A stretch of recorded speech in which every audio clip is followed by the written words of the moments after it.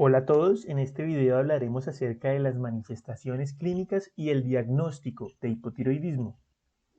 Dentro de las manifestaciones clínicas del hipotiroidismo es común encontrar que los pacientes puedan presentar bocio. De hecho, el 90% de los bocios se asocian a la deficiencia de yodo, pero eso no quiere decir que todo bocio signifique que la persona tiene hipotiroidismo. ¿Por qué? Porque existen bocios que pueden presentarse en personas eutiroideas y también existen bocios que pueden responder a causas de hipertiroidismo. Por esta razón, aunque puede ser un hallazgo que podamos encontrar, no es patognomónico del hipotiroidismo. ¿Por qué el bocio se presenta en esta patología?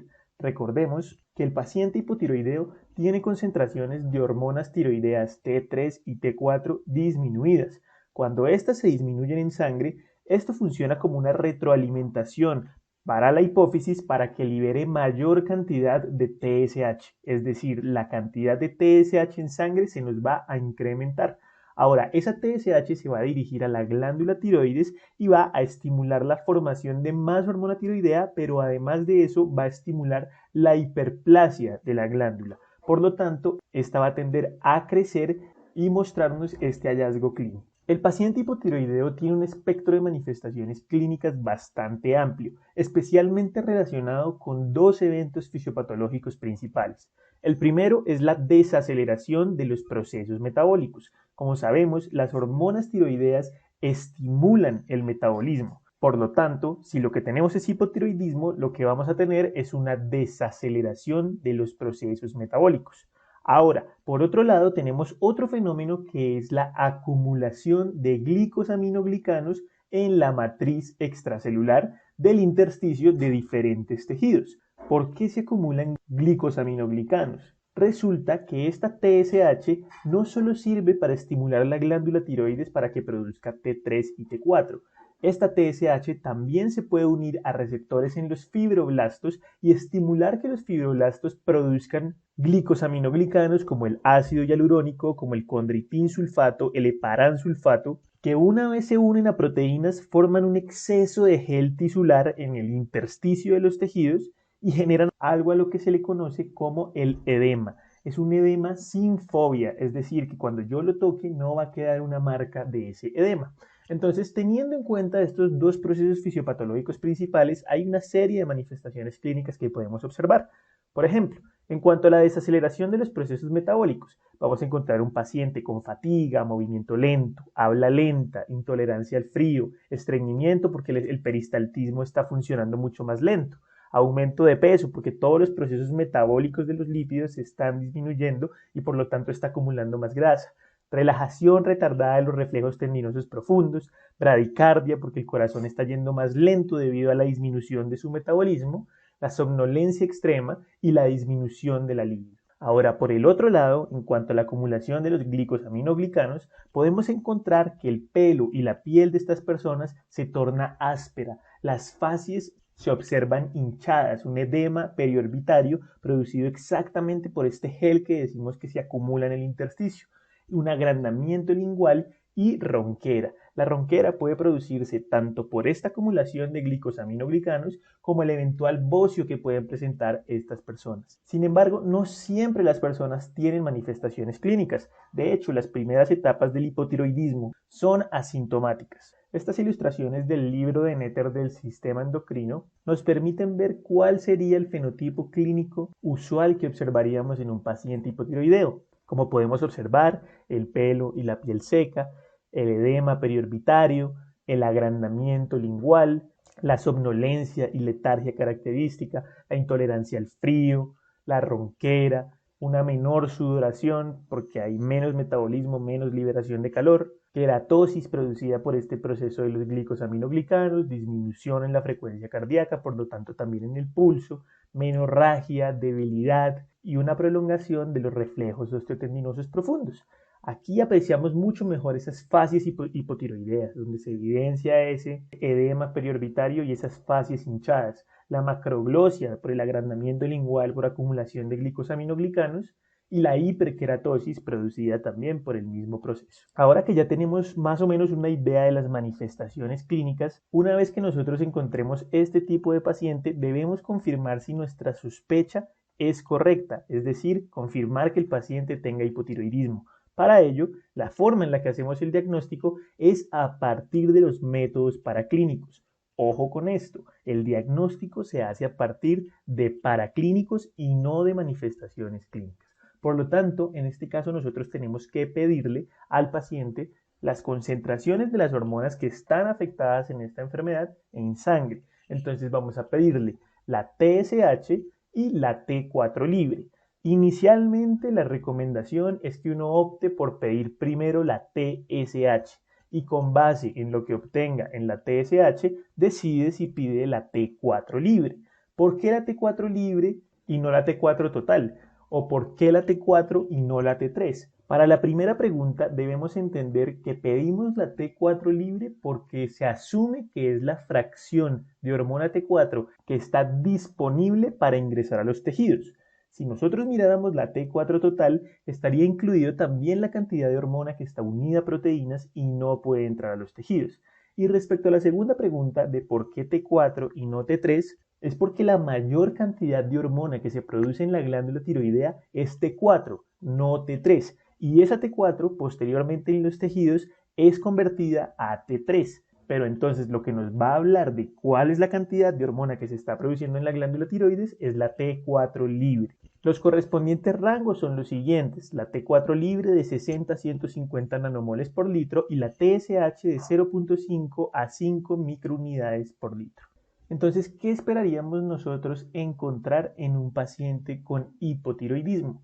Va a depender de si es primario, secundario o terciario y de que si el primario es subclínico o es manifiesto. Entonces, evaluemos el primer caso, el hipotiroidismo primario. En el hipotiroidismo primario, lo que nosotros vamos a tener es una afectación de la glándula tiroidea. Por lo tanto, se va a producir menos hormona T3, menos hormona T4. Y eso va a hacer que el feedback en la hipófisis haga que se produzca más TSH.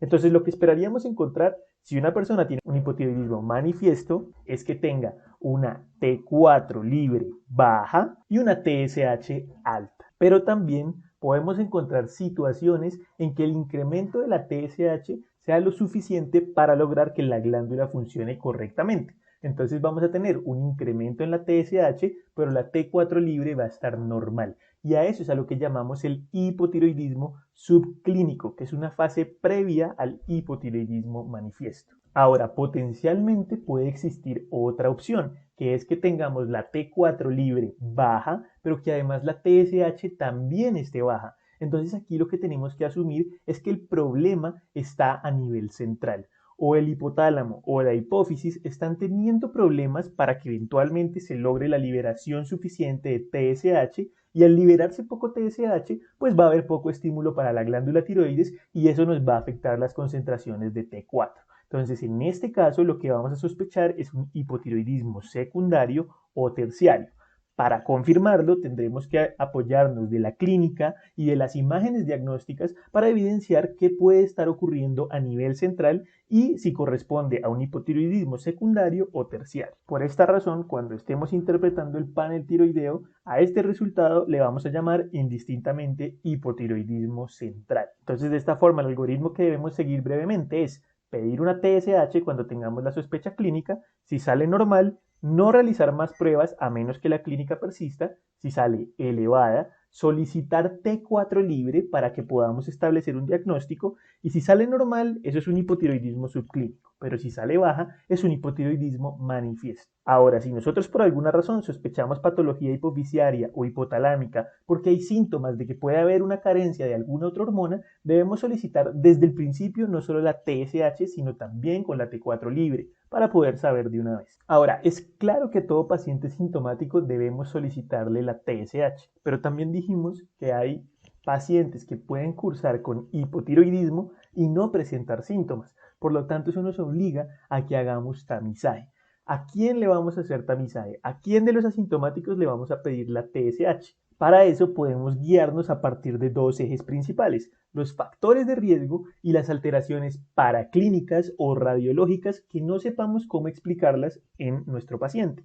Entonces, respecto a las alteraciones paraclínicas y radiológicas no explicables, está, por ejemplo, la hiperlipidemia sustancial, precisamente porque se reduce el metabolismo de los lípidos, la hiponatremia euvolémica, que la hemos evaluado en nuestro apartado de hiponatremia, recomiendo ver los videos, la anemia macrocítica, que se presenta principalmente porque la hormona tiroidea estimula la proliferación de precursores de eritrocitos y al verse disminuida nos lleva a una carencia en la producción de estos glóbulos rojos, el derrame pleural o pericárdico que se produce por la acumulación de glicosaminoglicanos, la alteración del estado de conciencia o, por ejemplo, un agrandamiento de la hipófisis que nos lleve a pensar en un hipotiroidismo central. Bajo este tipo de circunstancias, deberíamos pedirle a ese paciente una TSH para confirmar que no sea la razón de estos hallazgos un hipotiroidismo. Ahora, respecto a los factores de riesgo, paciente que se nos presente con bocio, que tenga un historial de enfermedad autoinmune, porque sabemos que la principal causa es la enfermedad de Hashimoto, historia familiar de enfermedad tiroidea, que recordemos que tiene un componente genético importante, la radiación de cabeza o cuello, que es una de las potenciales causas iatrogénicas, la terapia previa con yodo radioactivo si fue un paciente con hipertiroidismo, una lesión tiroidea previa, ya sea por una tiroiditis postviral o una lesión puntual en la glándula tiroides, el uso de medicamentos hipotiroidemiantes como el metimazol o el propiltiuracilo y conocimiento de algún trastorno hipotalámico o hipofisiario. Bajo este tipo de circunstancias deberíamos pedirle la TSH a nuestro paciente.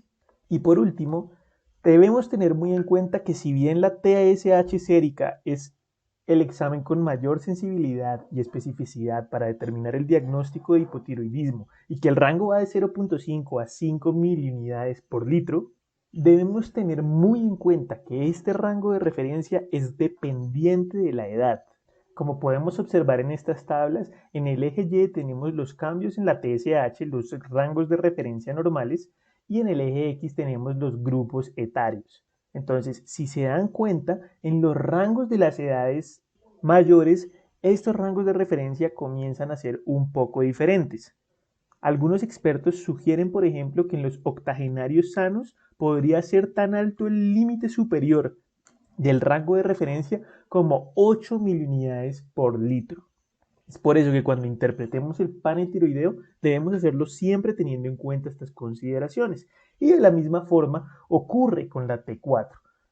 Por esta razón siempre debemos buscar apoyarnos también de las manifestaciones clínicas. En el siguiente video hablaremos acerca del tratamiento del hipotiroidismo.